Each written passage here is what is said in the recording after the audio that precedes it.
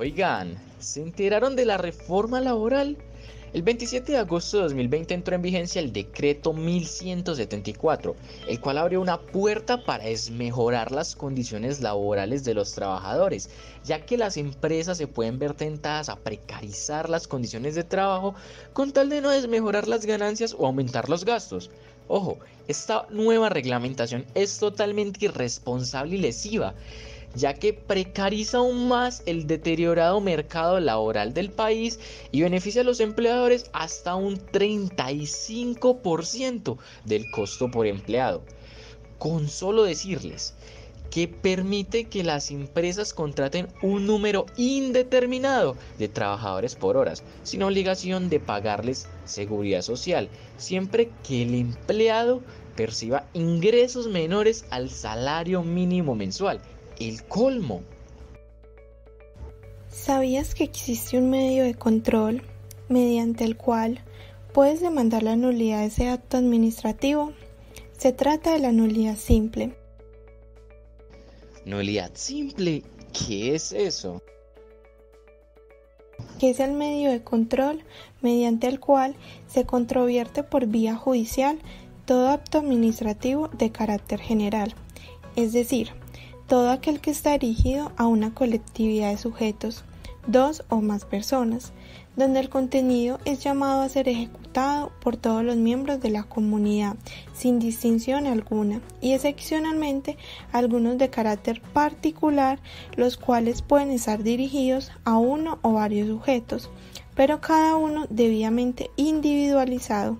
esto es, con el fin de mantener el orden, la legalidad y la constitucionalidad. ¡Ey! Ten en cuenta que hay unas causales específicas que debes tener presente antes de demandar un acto administrativo, las cuales están establecidas en el artículo 137 del Código de Procedimiento Administrativo y de lo Contencioso Administrativo, y estas son: primero, que viole las normas en que debería fundarse, o sea, que no exista una concordancia entre la norma base del acto y el contenido del mismo. Segundo, que sea expedido sin competencia, esto es, cuando lo emite un órgano que no tiene aptitud para hacerlo, sea de forma material, objeto del acto, espacial, condiciones territoriales o temporal, época de expedición, dadas por la Constitución, la ley o el reglamento para expedirlo.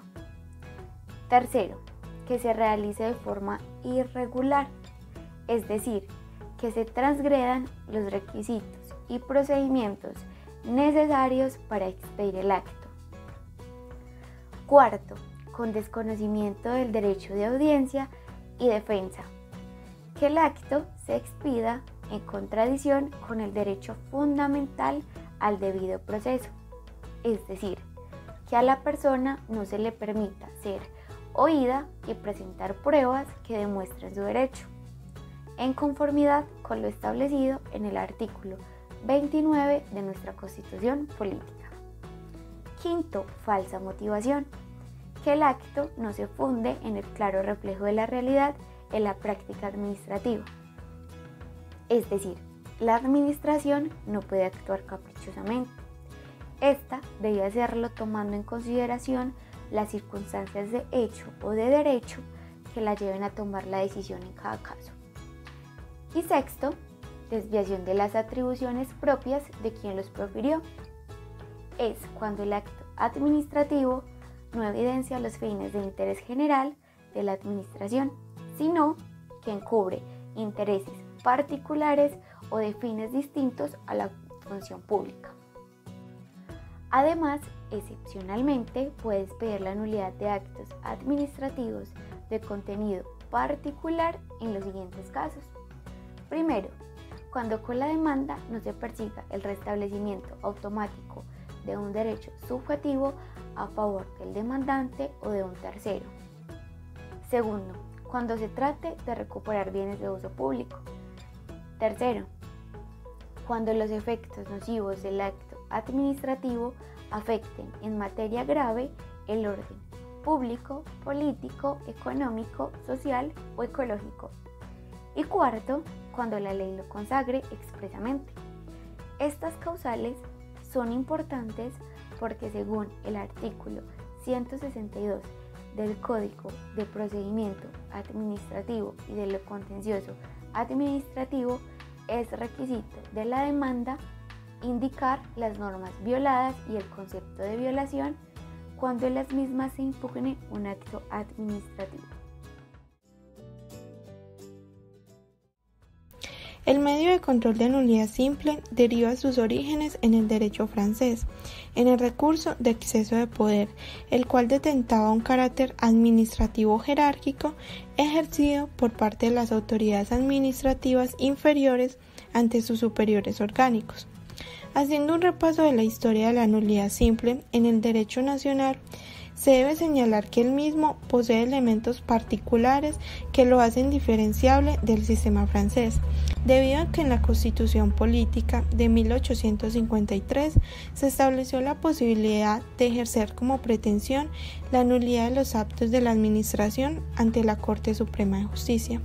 Adicionalmente, mediante la Ley 27 de 1904, se le otorgó competencia al Consejo de Estado para conocer sobre la legalidad de las ordenanzas departamentales cuando las mismas fueren demandadas por violación a la Constitución.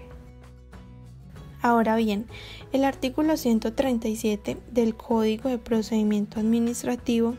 y de lo Contencioso Administrativo define la nulidad simple como el medio de control que puede ser ejercido por toda persona para solicitar por medio de sí o de representante la declaratoria de nulidad de los actos administrativos de carácter general. Asimismo, resulta importante precisar que cuando la norma habla de toda persona, no solo se está refiriendo a las naturales, sino también a las jurídicas, sean públicas o privadas, mayor o menor, nacional o extranjero, como bien lo ratificó el Consejo de Estado en la sentencia del 19 de febrero de 1999.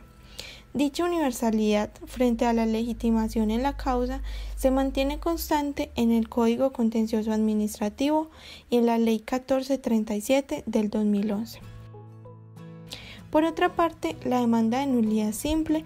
podrá interponerse en cualquier tiempo, según lo establece el artículo 164, numeral 1, litera A del Código de Procedimiento Administrativo y de lo Contencioso Administrativo, ya que este medio de control no atiende a plazo de caducidad alguno, debido a que la ilegalidad de un acto administrativo no se sanea con el paso del tiempo y por tal motivo no hay extinción de la acción. Adicionalmente, es necesario considerar que la discusión jurídica en el proceso de nulidad origina una controversia de carácter no litigioso, donde las pretensiones en su objeto procuran únicamente efectos declarativos de nulidad. Por consiguiente, en caso de prosperar la demanda, la sentencia anula el acto que no volverá a regir ni podrá reproducirse, y con ello se reafirma de modo implícito la supremacía del ordenamiento jurídico o legal que se consideró quebrantado. ¿Quién es el órgano con la competencia para conocer sobre este medio de control? Pues la Ley 1437 del 2011 nos dice que le corresponde al juez o tribunal administrativo competente en el lugar donde se expide el acto, salvo que la competencia esté asignada especialmente al Consejo de Estado, lo cual se verifica en los eventos encontrados en el artículo 149 de la mencionada ley y la cual le reconoce competencia en la materia cuando, primero, se trate de la nulidad de los actos administrativos expedidos por las autoridades del orden nacional o por las entidades o personas de derecho privado cuando cumplan funciones administrativas del mismo orden. Segundo, en los casos de nulidad de actos relativos a la propiedad industrial. Tercero, cuando se presenta la nulidad de actos administrativos relativos a declaratorias de extinción del dominio. Y cuarto, el Consejo de Estado conocerá del tema cuando se trate de la nulidad de los actos del Instituto Colombiano de Desarrollo Rural o de la entidad que haga sus veces en los casos previstos en la ley.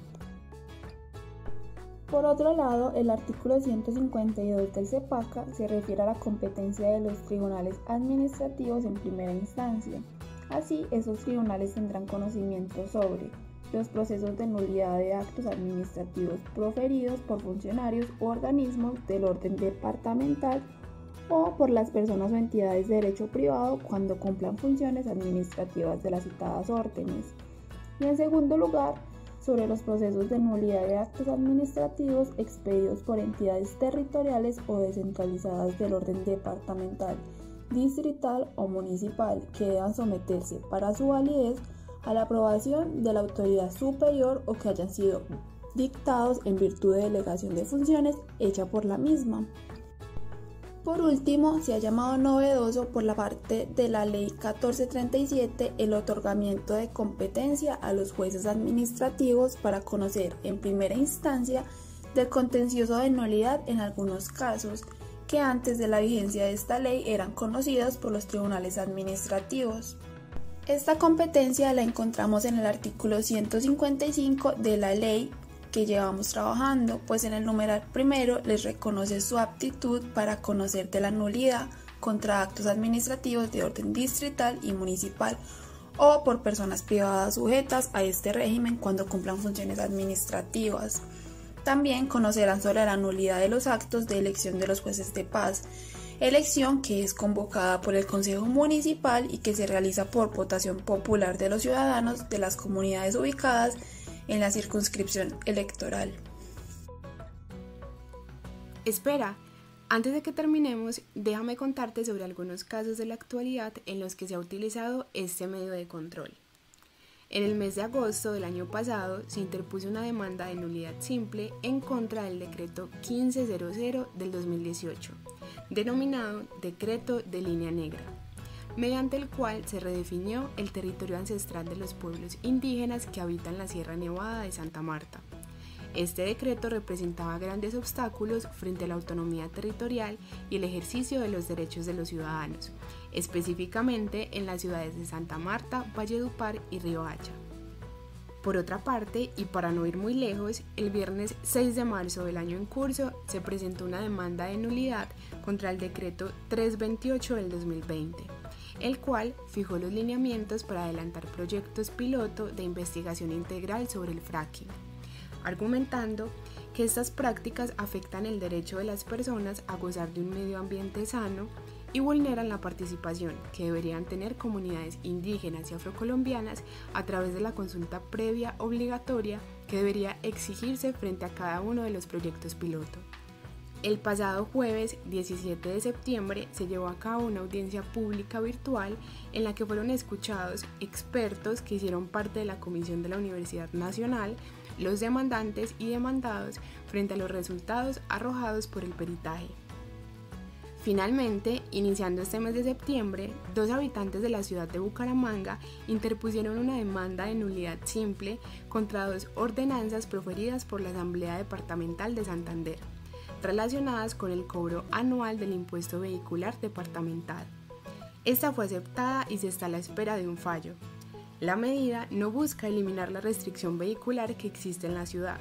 sino descontar del cobro del impuesto los días en los que la alcaldía y la dirección de tránsito no dejan circular por la ciudad. Esperamos te haya quedado más claro el uso de este medio de control, su importancia y la utilidad que puede tener en la actualidad.